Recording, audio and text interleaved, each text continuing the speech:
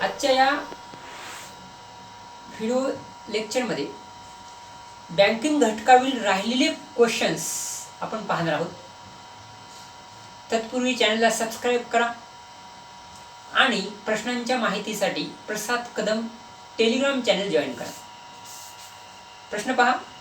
भारतीय बँकांच्या एकूण कर्ज पुरवठ्यापैकी अग्रगण्य क्षेत्राकरिता डॅश डॅश इतका कर्ज पुरवठा अपेक्षित आहे.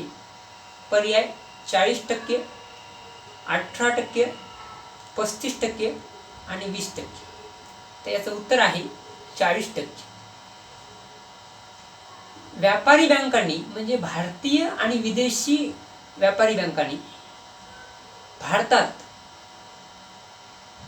विविध क्षेत्राला जो कर्ज पुरवठा करायचा असतो त्या एकूण कर्ज पुरवठ्याच्या कमीत कमी 40% इतका कर्ज पुरवठा हा प्राधान्य क्षेत्राला म्हणजेच अग्रगण्य क्षेत्राला केला पाहिजे. 1980 मध्ये स्थापन झालेल्या कृष्णस्वामी समितीच्या शिफारशीनुसार 1985 पासून प्राधान्य क्षेत्राला 40% इतका कर्ज पुरवठा राखीव ठेवला जातो. दुसरा प्रश्न. रेपो रेट व रिव्हर्स रेपो रेट या संज्ञा कशाशी संबंधित आहेत? पर्याय सरकारचे वित्तीय धोरण, सार्वजनिक कर्ज, आयात निर्यात आणि रिझर्व्ह बँकेचे पतधोरण. याचं उत्तर आहे ऑप्शन क्रमांक 4 रिझर्व्ह बँकेचे पतधोरण. कारण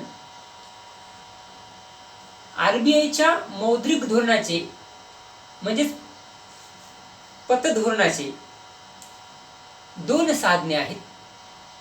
संख्यात्मक साधने आणि गुणात्मक साधने. या संख्यात्मक साधनामध्ये बँक दर, CRR, SLR, OMO, repo rate आणि रिव्हर्स रेपो रेट आणि MSF येतात. तर गुणात्मक साधनामध्ये कर्जाचे रॅशनिंग, नैतिक समजावणी, प्रत्यक्ष कारवाई वगैरे अप्रत्यक्ष साधने येतात. त्यामुळे रेपो रेट आणि रिव्हर्स रेपो रेट हे रिझर्व्ह बँकेच्या पतधोरणाशी संबंधित आहे. नंतरचा क्वेश्चन. बँकेचा दर हे पतनियंत्रणाचे कोणते साधन आहे? संख्यात्मक, गुणात्मक, संख्यात्मक व गुणात्मक वरीलपैकी नाही. आताच पाहिल्याप्रमाणे आरबीआयच्या मौद्रिक धोरणाचं संख्यात्मक साधन म्हणजेच बँक दर होय. त्यामुळे याचं उत्तर क्रमांक 1 आहे. सन 2012-13च्या भारतीय रिझर्व्ह बँकेच्या लेखानुसार जोड्या योग्य पद्धतीने जुळवा. एकीकडे बँकेचा प्रकार दिलेला आहे तर दुसरीकडे बँकेचे नाव. बँकेच्या योग्य प्रकाराशी संबंधित जोडी जुळवायची आहे. प्रकार आपण पाहूयात. राष्ट्रीय बँक, समोर उरी बँक दिलेला आहे. विदेशी बँक, नैनिताल बँक दिलेला आहे. तिसरं जुनी खाजगी क्षेत्रातील बँक, त्याच्यासमोर ऑप्शन आंध्रा बँक दिलेला आहे.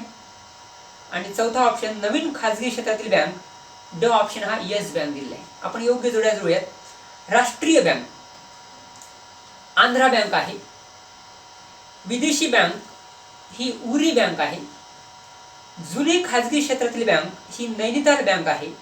तर नवीन खाजगी क्षेत्रातील बँक ही येस बँक आहे. 1969 मध्ये पहिल्यांदा 14 बँकांचे राष्ट्रीयकरण झाले.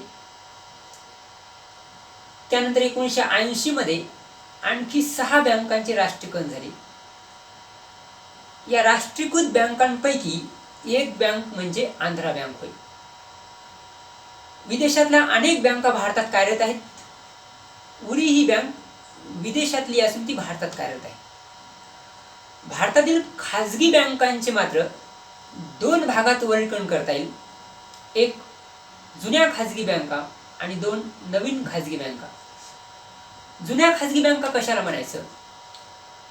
ज्या बँकांची स्थापना 1969च्या पूर्वीची आहे परंतु त्यांचे राष्ट्रीयकरण झालेले नाही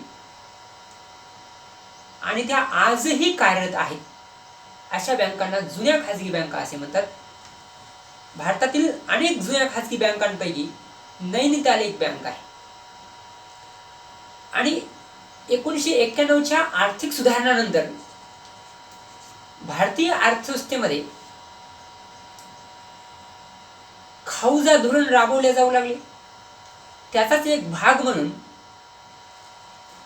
खाजगी बँकांना RBIने भारतीय अर्थव्यवस्थेमध्ये बँक व्यवसायाचा परवाना दिला. 1993 नंतर भारतामध्ये अनेक नवीन खाजगी बँका स्थापण्यास सुरुवात झाली. त्यामध्ये 2003च्या RBIच्या गाईडलाईननुसार येस बँक ही खाजगी क्षेत्रामध्ये नव्याने स्थापन झाली. त्यावेळेस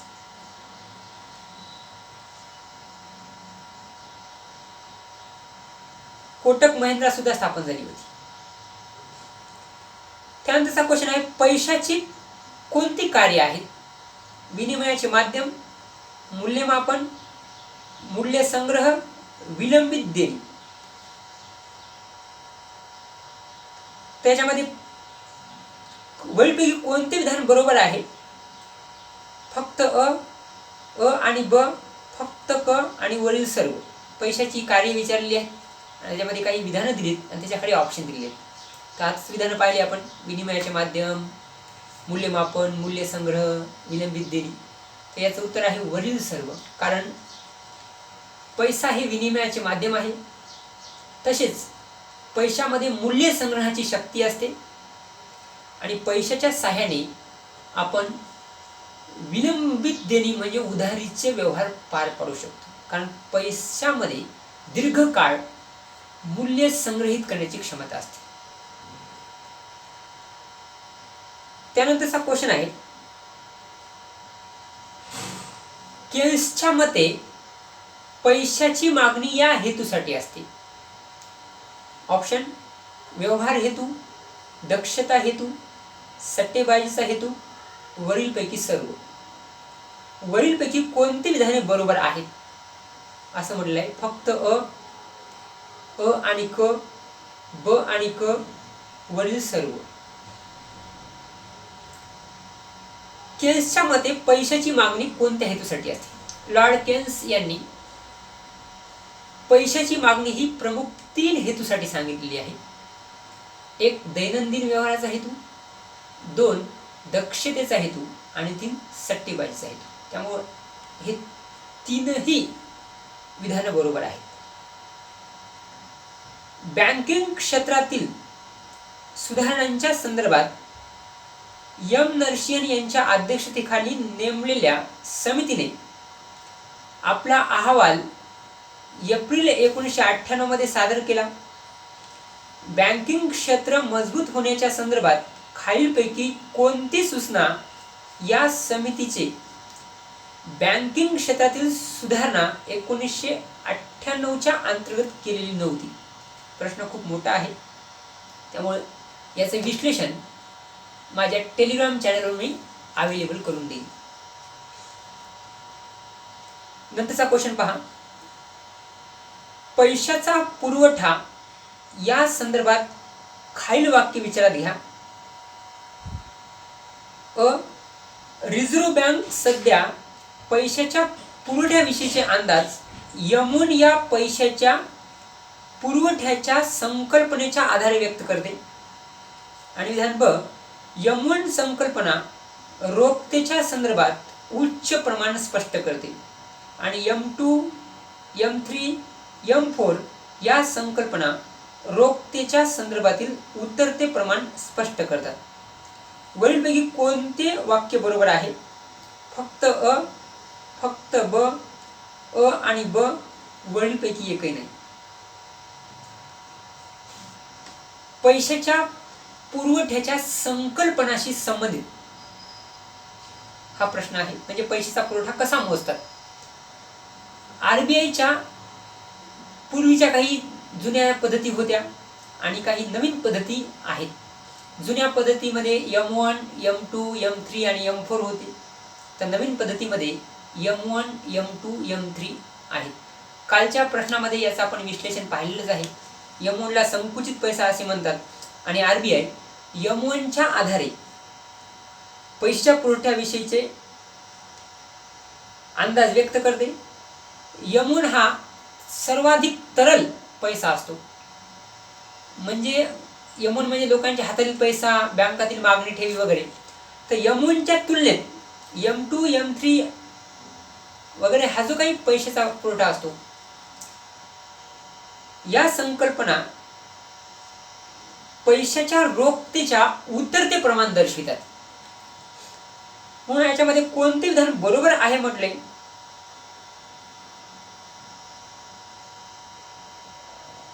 अ आणि ब ही दोनही विधानं बरोबर आहेत. नंतरचा क्वेश्चन पहा. मौद्रिक धोरण म्हणजे असे नियामक धोरण की ज्याद्वारे अर्थव्यवस्थेमध्ये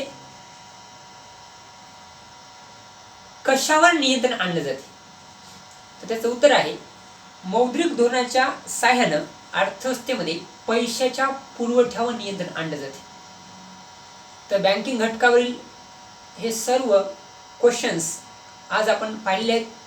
यातला एक जो क्वेश्चन होता बँकिंग क्षेत्रातील सुधारणाच्या संदर्भातला, त्याबद्दलचं मी थोडक्यात माहिती सांगतो.